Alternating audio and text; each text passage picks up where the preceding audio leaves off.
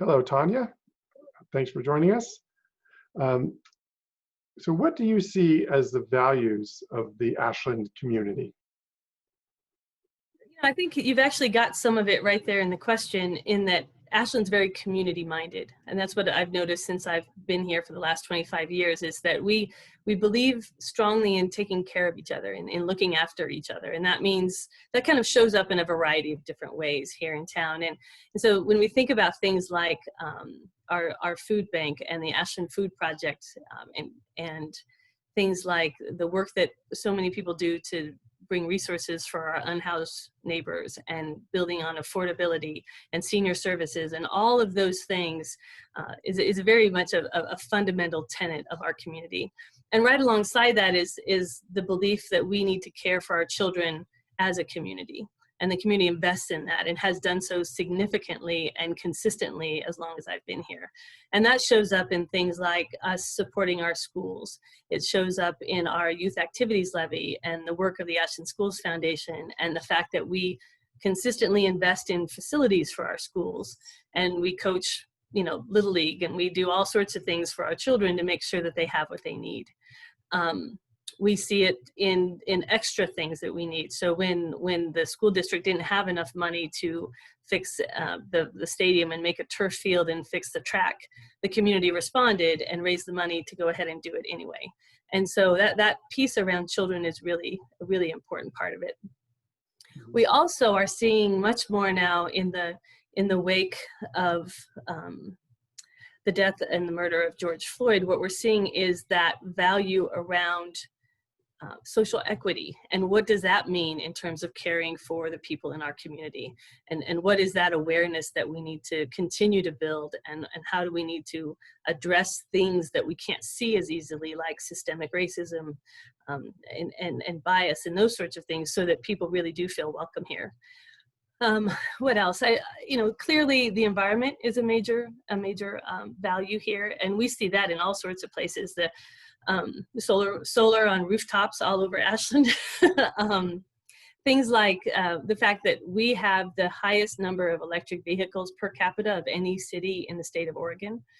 That's what Ashland does. Ashland is all about not just believing in something, but in actually taking action to move it forward. And we see it in things like how well the food co-op does, and our farmers market, and how committed people are to keeping chemicals out of the environment. We also have a strong sense, I think, about our local economy, and that our economy should be something that serves a wide variety of people. There's a commitment to making sure that there is some equity there, and that when people are working a job, that they can actually take care of their family with what they bring home from that.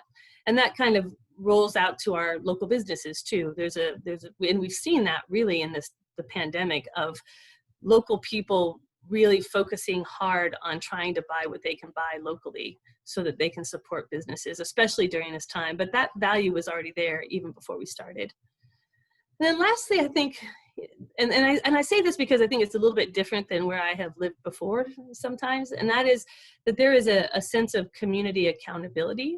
So we sort of expect that when we take some sort of action, that we're going to be paying attention to the impact that action has on somebody else. And so we expect people to pick up after their dogs when they're out for a walk. Places I've lived, other places haven't always thought that way. It's been kind of balanced in the other direction. And we expect things, for neighbors to take care of their property in a way that doesn't create sort of a hazard for their neighbors, those sorts of things. We're supposed to be paying attention to the impact that we have out in the world. In this community. That's what I see. Great, thank you. And so what do you feel like are your core personal values, and how those relate to our community values?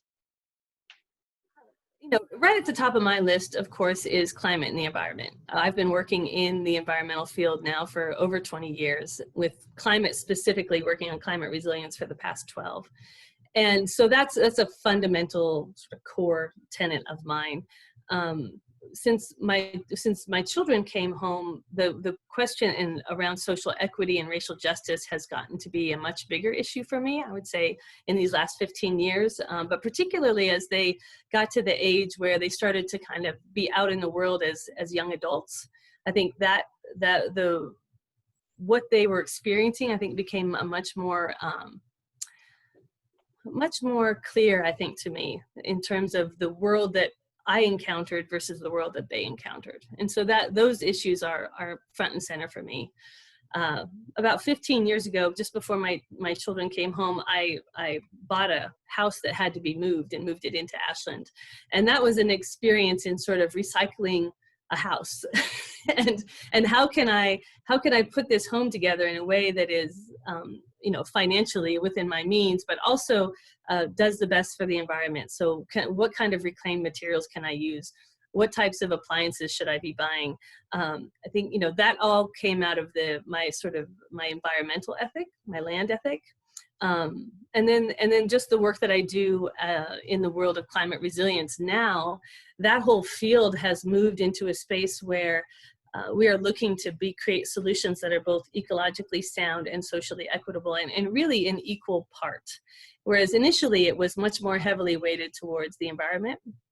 And so I do things like, in my day-to-day life, I try to live those values as much as I can. I hang my laundry out on the line when the sun's shining, and I compost, and I have a garden and chickens, and I guess I think some of my chickens now are pets because some of them have decided to retire from egg laying and they're still there. So, but in that sustainability space, I like to do what I can in my world, wherever I can see it, with whatever systems I can touch.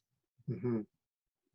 And so you've kind of pre-answered the next question, which is how your values are revealed in your daily life. But I think there are other ways.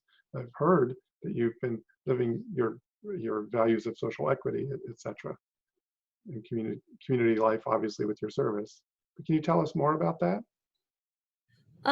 Sure. So like I said, my children are Haitian American. And so that experience, along with sort of my early years experience, I grew up on in Wadsworth, Nevada, which is part of the Paiute Indian tribe reservation.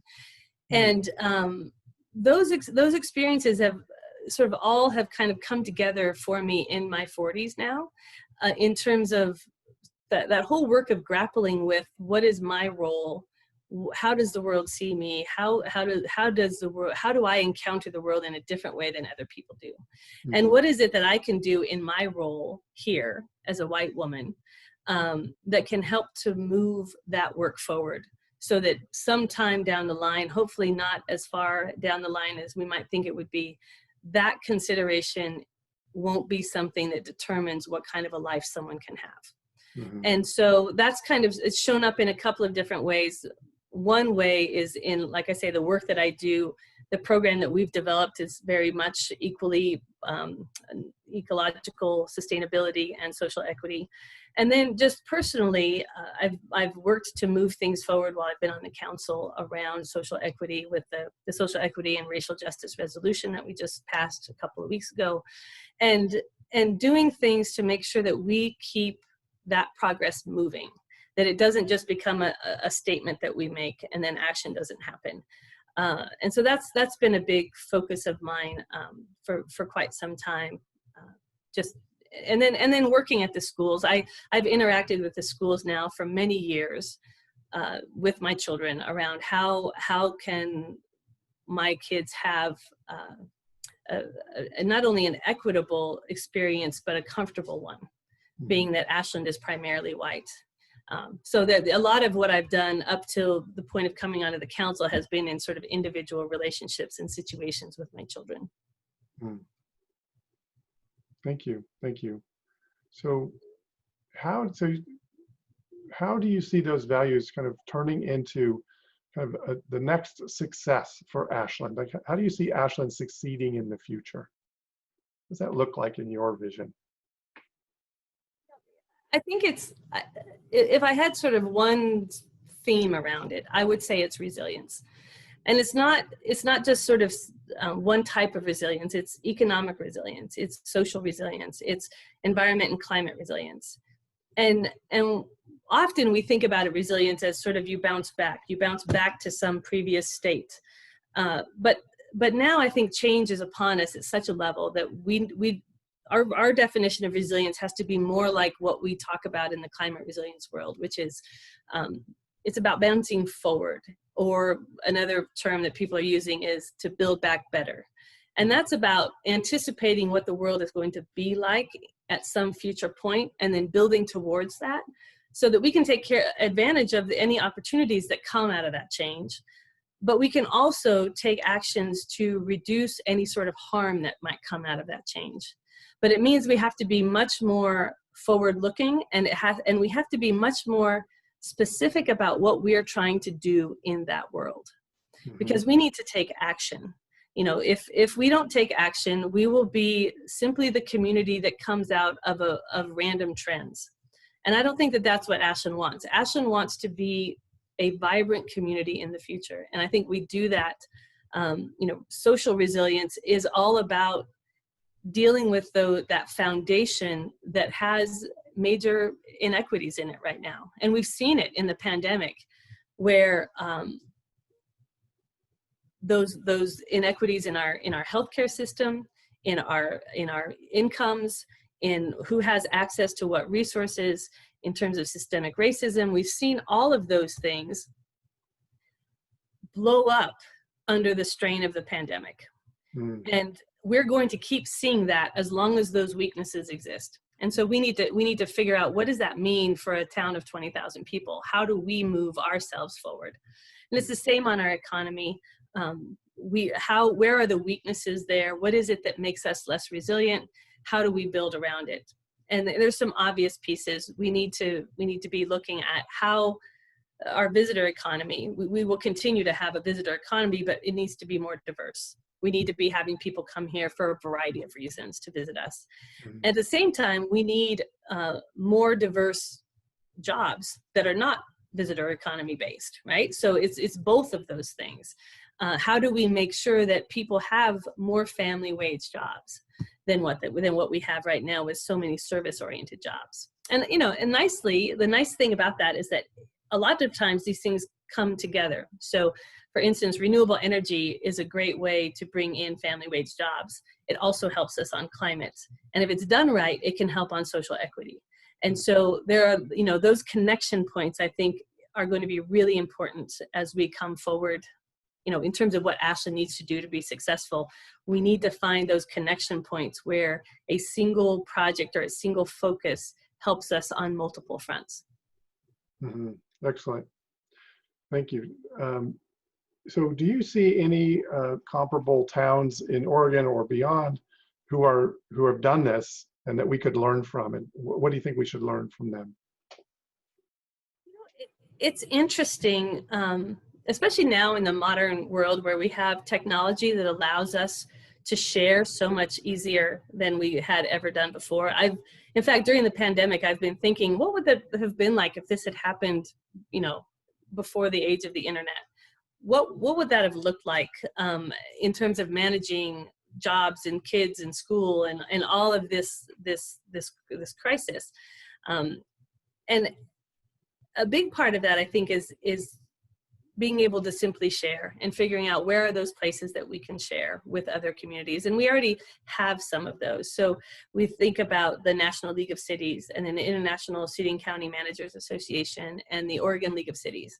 And getting together in those conferences, in those trainings, sharing information. They have a lot of ways that you can join in with specific topics, and you can learn what other communities are doing. And so a couple of quick examples would be, you know, Bend has done a lot with its local business, you know, focus on making sure that local businesses are thriving. They've also done some really interesting partnerships with their community college out there in drawing specific types of industry and business to their area, mostly focused on the outdoor recreation space.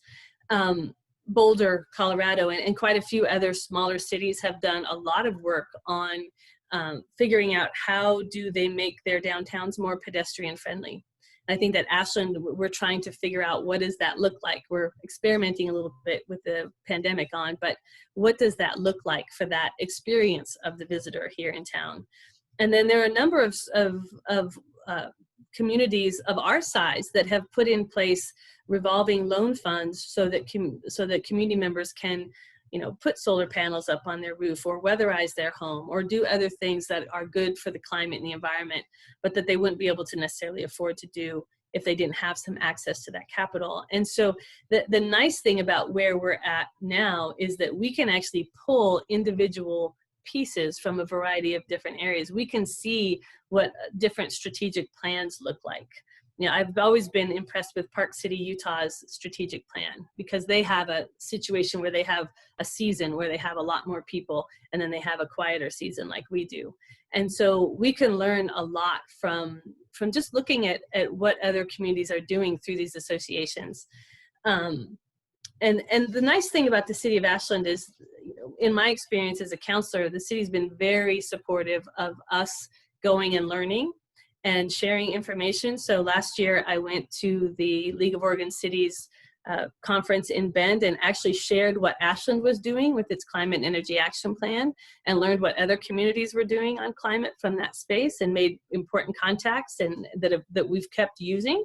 So I think that that's really the key, is not so much that there's another Ashland out there that we can sort of pull as a whole into what we do, but once we get clear on our goals, we can go find other communities that have done innovative programs and started new ways of doing things that we can learn from.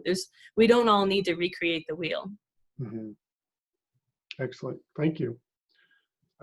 So so you've been a counselor for a while now, and so what have you learned about leading the Ashland community over the last year or so? I think for anyone who comes on to a council position or any sort of local government position with the goal of making some type of change, the lesson that I think was there that's probably pretty consistent is that change through local government is excruciatingly slow. And it's supposed to be. You don't want government to be able to turn on a dime necessarily. We want to make sure we're making good decisions, that we have an ample time to discuss and get community feedback and discuss some more before we make a decision. But it's kind of it's a different pace. And I think it can be sped up from where it is right now, but it's a process. There's a process in local government that can be a little bit frustrating when what you're trying to do is to see something different happen. But I think I've learned the rhythm of it, and I've been working to see where are those pressure points where we can make things move faster than what they've been doing, and all of that. And the second thing that I think I would say I've learned is just the how much Ashlanders want to be engaged. And so I knew that before I ever ran for council. I knew that Ashland was an engaged community, but the pandemic has really brought it home how much people want to be part of solutions. They want to engage in a positive way. And I think when government does its job the very best, it leverages what its community members know and the expertise that they have in a way that moves them forward. And so to me, I saw it in a variety of things when COVID-19 hit, and I saw people rallying and coming around different community efforts around homelessness, around how do you take care of your neighbors. We put together the Adopt a Neighbor Ashland, and the city sent out a blast that said, volunteer to help your neighbor shop and run errands. And the responses just started flooding in from the community. And in fact, we got a message at one point that somebody said, hey, I think I signed up ahead of my neighbor and they've already been matched with someone to go shopping for, and how come I haven't been matched? People want to help so much. And I think that's a major part of what government is going to need to be doing in this next bit of time, is figuring out how do we get that expertise and knowledge into our process of decision making, and into our strategy development, and into our problem solving. This is a perfect segue into my next question, which is a process question, which is, how do you personally study the issues that are before you and before the community And how do you try to prioritize, right? Because we can't do everything at once, and we have some values that are conflicting. So walk us through how you think about these things. Sure. So, one of the interesting things about local government, especially sort of at the city level, is that the issues change so radically from one meeting to the next. So in one meeting, we're talking about housing, and we're doing a deep dive into housing and how do we encourage the kind of housing we want. And at the next meeting, we are trying to figure out how to fix a ditch with irrigation water in it. And at the next one, we're trying to figure out budgeting issues, right? And whether we should keep certain programs or not. And so it's a constant process of both being a generalist and then needing to do these deep dives on certain issues so that we can make responsible decisions. And one of the things that I do just first is I do a lot of reading. People, will see me, at the coffee shop or that sort of thing with my machine out, and I'm just reading. And that's a big part of it. I also do a fair amount of internet research on an issue sort of outside of the materials that we receive. And then I like to reach out and talk to people who I know in the community who have expertise on certain things. And so an example would be when we were trying to figure out how to repair the leaks in our canal system where we're losing many millions of gallons of water every year. There were members of the community who came forward with an idea about an alternative fix. And I'm not an irrigation district manager. I didn't have a lot of information about whether or not it would work. And so I called the other 4 irrigation district managers in the Rogue Valley and asked them, do you think that this is a long-term solution? And I think that's a big part of this job, is to figure out how to leverage somebody else's knowledge and expertise. And so that's how I study. And then when I think about which way to go forward, I sort of think about it in terms of design specs. So, which is, what should this solution do, and what shouldn't it do, right? Well, what are the best solution in this situation will do these 5 things, and what are they?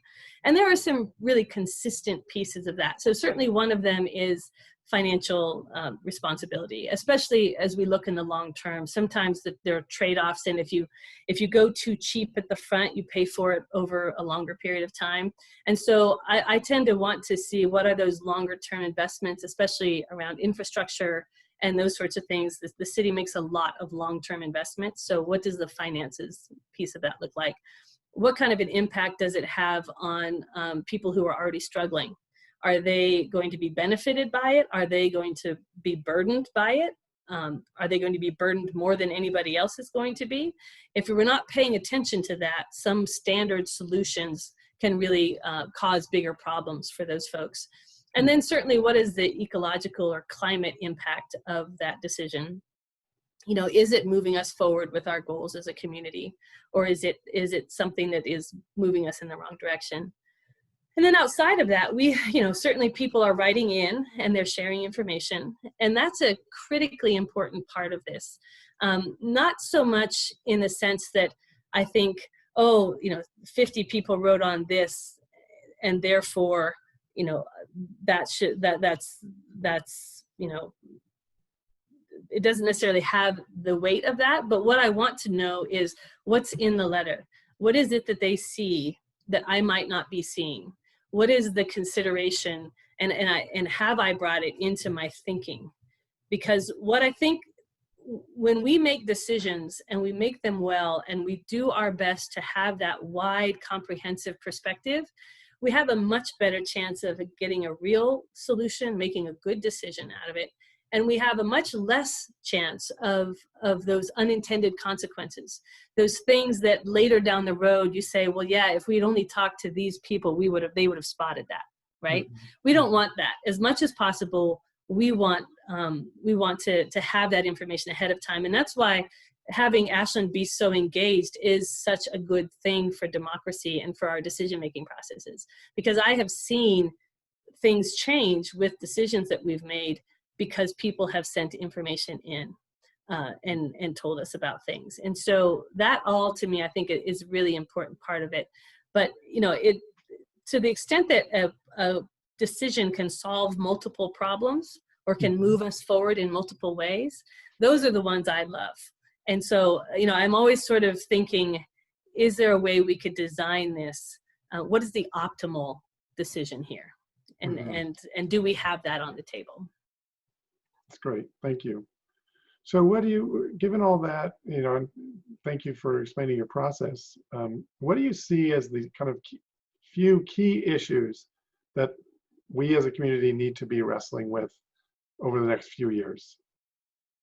That the community we need that community engagement, right? We need to figure out how to resolve these key issues together.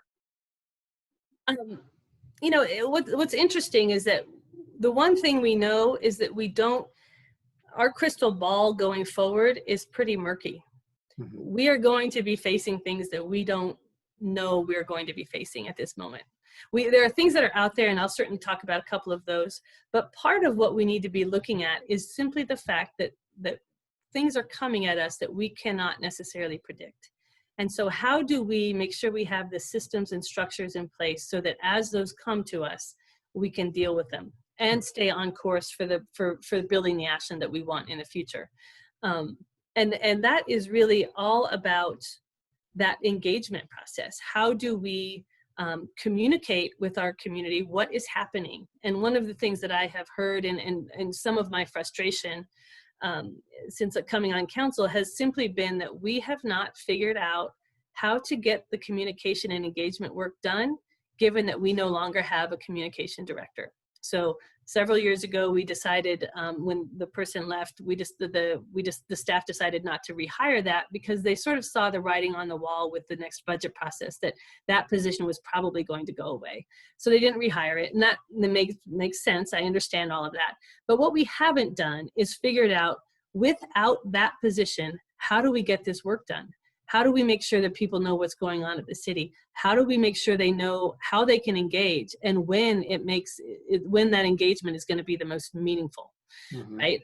There are times in a public process where the time for engagement has passed and the solution is too far along to really change it. So how do we get our community members aimed at the right part of that process so that they can be heard and that what they bring can have a potential impact on that decision? Mm-hmm. And that's a big part of this, the whole piece of going forward. Councillor Jensen and I have proposed an e-newsletter that would go out to Ashland residents every 2 weeks that would have information about different ways that they can engage, what happened at the last city council meeting, what's coming, informational pieces around things like wildfire and smoke safety. And, there are all sorts of things that are coming out from the city. The city's doing great work on a number of things. We're just not able to communicate it very well. So that's one major issue that we need to address.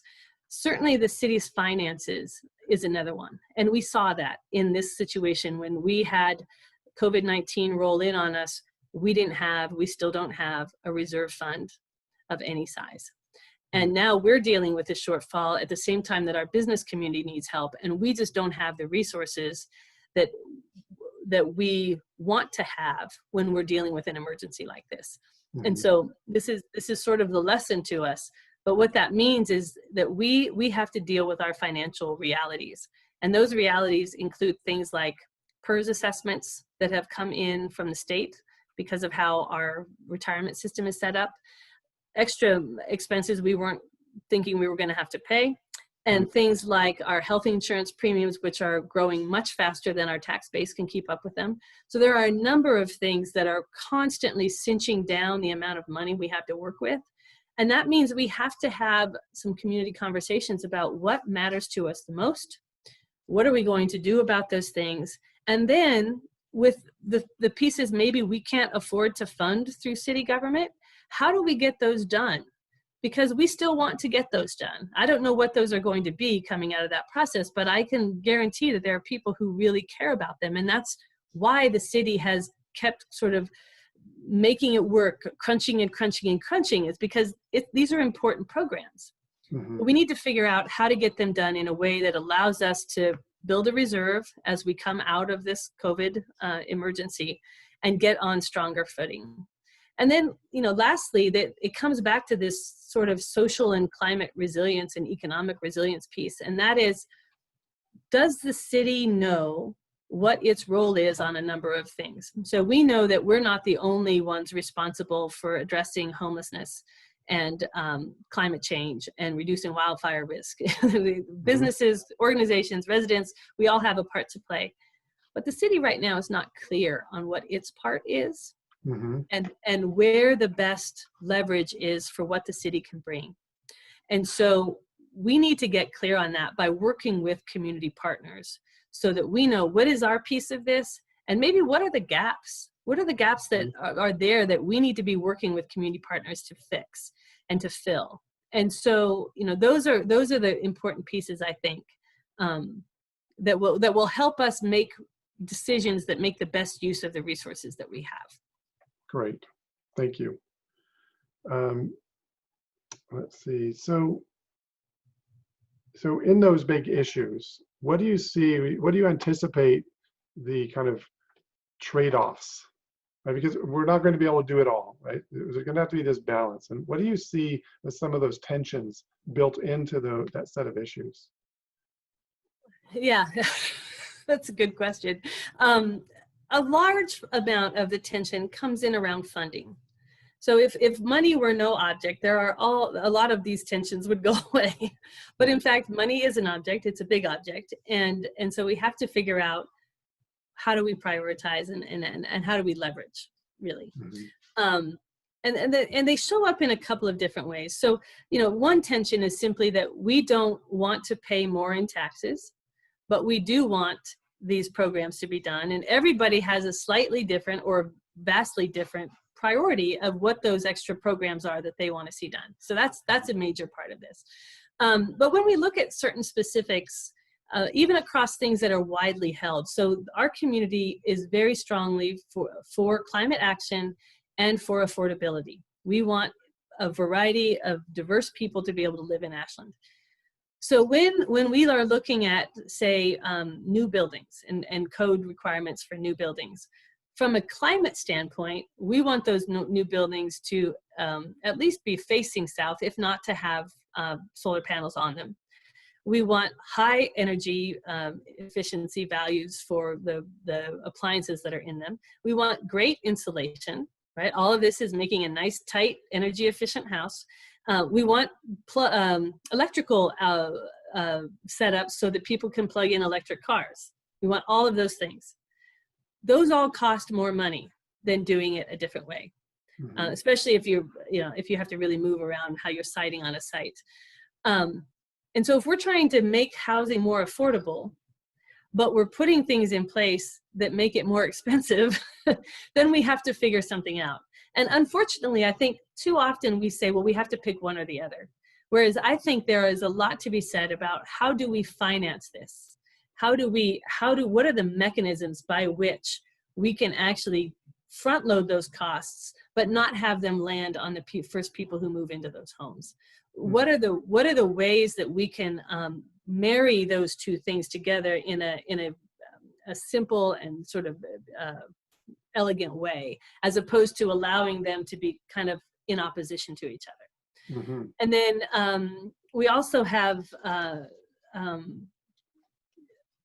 some issues where we see environment sort of or quality of life sort of clashing with that affordability concept as well. So we're doing a lot of infill. We've done the cottage housing ordinance. All of that is designed to be able to get more housing in Ashland, but it's coming into existing neighborhoods. And so sometimes you talk to the neighbors who are there already, and for them, livability really is the neighborhood the way it's been. And people coming in much more dense housing units, that doesn't feel like a livable space to them. They don't see that necessarily as being a positive thing. They're worried about too many cars on the street and all sorts of things. But we know that in Ashland, because of the fact that people want to live here, land prices are so high that if we don't increase density, then the chances of getting to affordability are very, very small. And so how do we balance the affordability with the livability question for existing neighborhoods? It's a little bit easier if you're bringing, if you're doing a development that's in a large space, but a lot of what we're doing is these small lots. Mhm. And so those are the kinds of conflicts I think that come up and can benefit very much from having solid public processes where people can express what they're concerned about and can be part of the decision-making process. Perfect. Well, your segues are beautiful because that's my next question. And as mayor, what's your plan for helping our community discuss and decide how to balance all these tensions? What do you have some special capabilities there?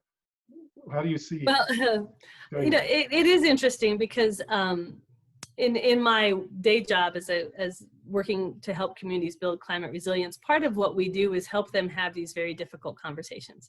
And so we have learned some ways of bringing together people in communities who have history and have had disagreements about things in the past to help them confront something that is frightening in most situations. We have yet to be able to bring to people happy projections for climate for the future, where they look at that and say, that's going to be a fantastic place to live.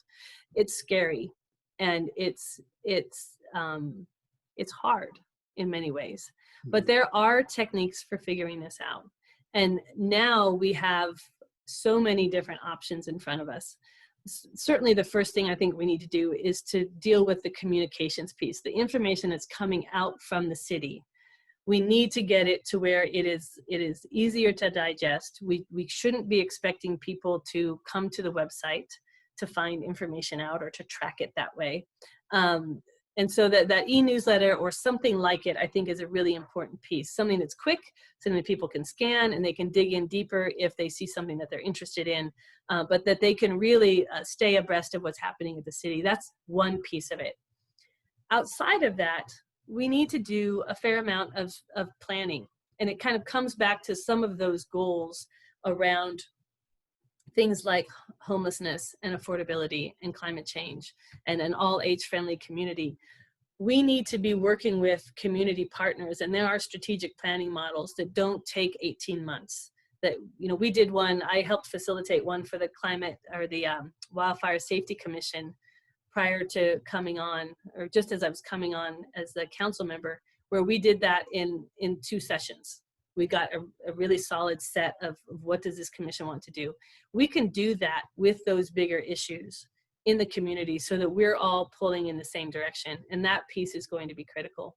And then we need to also be looking at what are the things that we're doing, what of those things are mandated, where we have to do that. And then outside of that, what is the rest of what we do? And what is the rest of what maybe we should be doing that maybe we're not doing right now? And that conversation is one that has to happen with the community. We need to find out what people think is the most important thing for them in the space of this community. And you can do that a variety of different ways. We've seen what's happened with Zoom. Community surveys are really good at helping with that. In-person forums, when we can have them, there are really solid ways of putting people in small groups and synthesizing what comes out of those groups. We've done a little bit of experimenting. So before the strategic planning or the budgeting process, we did some strategic planning in 2019, and we did that listening session where instead of people coming up to those 2 microphones in the council chambers, they were coming up to a table with a counselor and a staff person, and we were just talking. And they'd be coming up 4 at a time. And we had great conversations there where not only was somebody speaking to their counselor, but their neighbors were hearing them. And we were having a sort of a circular conversation. And so how do we build those sorts of processes in so that the people who want to show up in person and have that personal engagement can have that once we're past COVID? And that other people who would prefer to weigh in online have a similar experience doing that. And then we have at the city and with our partners a way to synthesize it and bring it into the decision-making process. And I know that sounds very sort of processy. A lot of folks aren't super excited to talk about process because they want to talk about content. But a good process brings forward the content for a community to sort of chart its course. And we can do that. We have to do that. it isn't really sort of a, do we feel like it or not? We are at a turning point in our community. We have to have those processes in place so we can get behind a shared vision.